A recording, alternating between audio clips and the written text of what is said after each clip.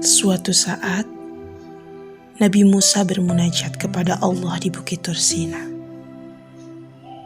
Di antara munajat yang dilantunkannya adalah, "Ya Allah, tunjukkanlah keadilan-Mu kepadaku." Allah berkata kepadanya, "Jika saya menampakkan keadilanku padamu, engkau tidak akan dapat sabar dan tergesa-gesa menyalahkanku. Dengan taufik-Mu, aku akan dapat bersabar menerima dan menyaksikan keadilan-Mu," kata Nabi Musa. Allah pun kembali menjawabnya, "Kalau begitu, pergilah engkau ke mata air, bersembunyilah engkau di dekatnya, dan saksikan apa yang akan terjadi." Setelah itu, Nabi Musa pergi ke mata air yang ditunjukkan kepadanya. Dia naik ke atas sebuah bukit dan bersembunyi.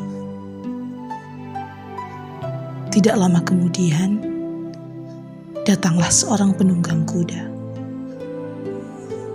Dia turun dari kudanya, lalu berwudu dan meminum air tersebut. Setelah itu, dia sholat dan meletakkan sebuah kantong di pinggirnya yang berisi uang 1000 dinar. Setelah selesai melakukan sholat, penunggang kuda tadi bergegas pergi dan sangat terburu-buru sehingga dia lupa terhadap kantongnya. Tidak lama kemudian, datang seorang anak kecil untuk meminum air dari mata air tersebut.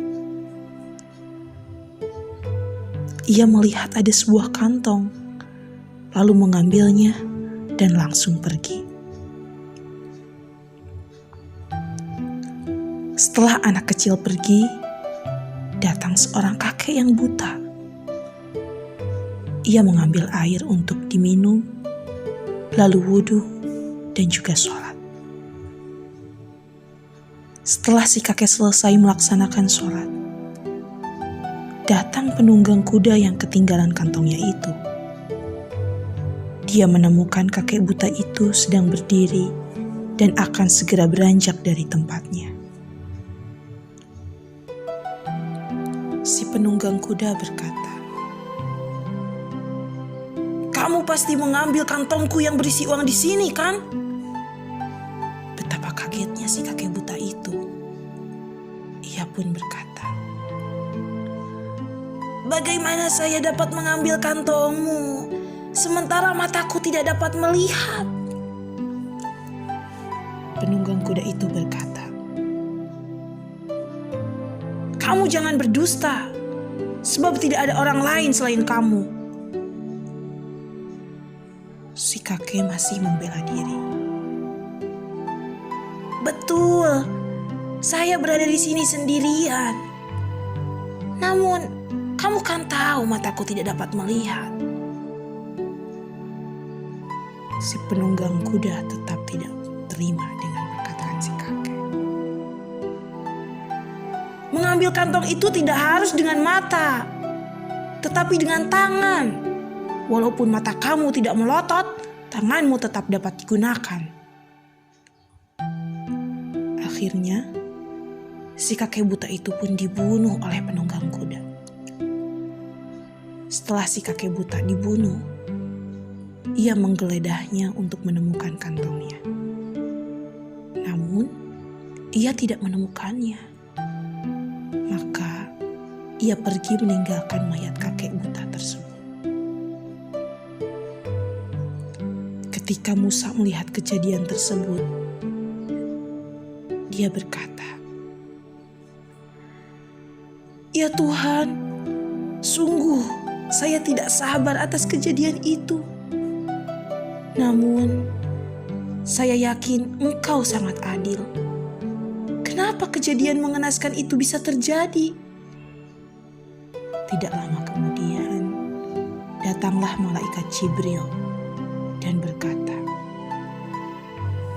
Allah memerintahkan kepadaku agar menyampaikan penjelasannya kepadamu.